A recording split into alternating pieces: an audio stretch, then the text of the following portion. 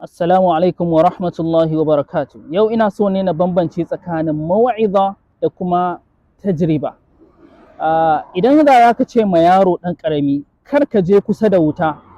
Wuta na da ɓarna, za ta ƙona ka, za ta ma kaza kaza, za ka ga bai cika mai da hankali a kai ba, sai an yi sa'a zai ɗauka.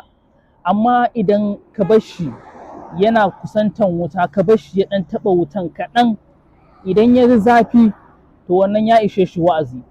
Ba wanda zai ƙara ce mishi ma wuta na da hatsari, wuta na da kaza, ba zai ƙara zuwa kusa da ita ba. To gabaki ɗayan mu haka muke, haka Allah ya halicce mu. Ɗan adam bai cika ɗaukan mau'iza ba, amma idan ya ga tajriba zai gane wannan saƙon. Wata rana ina cikin tuƙi ni kaɗai, ina cikin tafiya, na zo gurin Maitama, sai wani road safety ya tare ni. Duk abin da ya tambaye ni, kawo takarda kaza zan kawo mai, kawo kaza zan kawo, kawo kaza zan kawo. Da ya gama sai ya ce min, ka san me yasa na kama ka? Na ce a'a. Ya ce saboda baka sa seat belt ba. Sai na ce oh wallahi na manta. Sai ya ce to ba damuwa, ka tafi amma kar ka ƙara yin wasa da seat belt. Wallahi tun daga ranar har yau ina shiga mota, abin da nake fara tunowa shine seat belt ɗin nan. Ba wai wani abu ya mun ba, kawai ya ɓata min lokaci ne, amma wannan abin ya shige ni saboda me, na ga tajriba.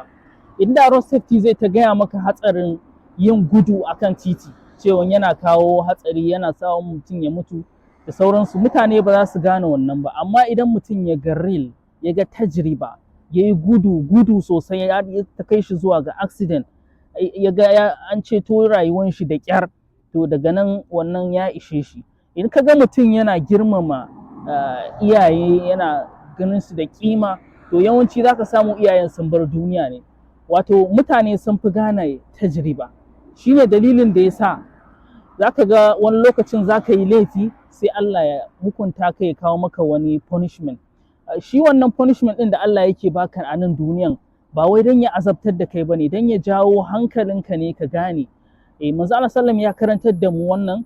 Wasu daga cikin magabata kamar Fudail ibn Iyad yake cewa duk lokacin da na zo zan hau jakina ko zan abin hawa na, in na ga yana min gaddama, to sai na koma na yi tunani, sai na ga in na koma na yi tunani, na yi shiru, sai na tuno, sai na ga ashe wani laifi na yi.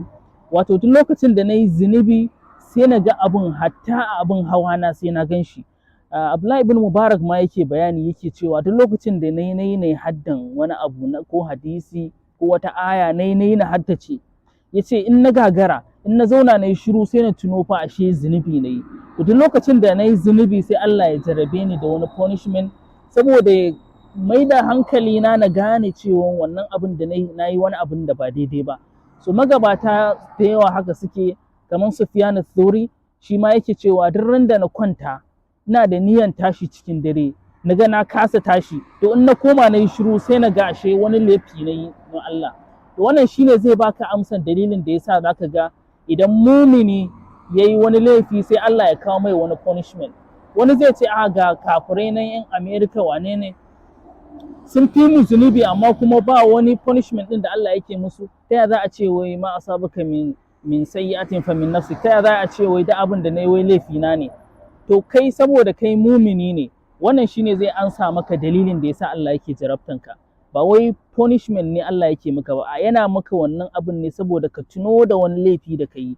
Mutane yawanci haka suke. Da lokacin da mutum ya ga tajriba, za ka ga ya ɗau izina, ya ɗau wa'azi, ya fi a zo a ta gaya mutane kaza ba daidai, kaza ba kyau, kaza ba kyau.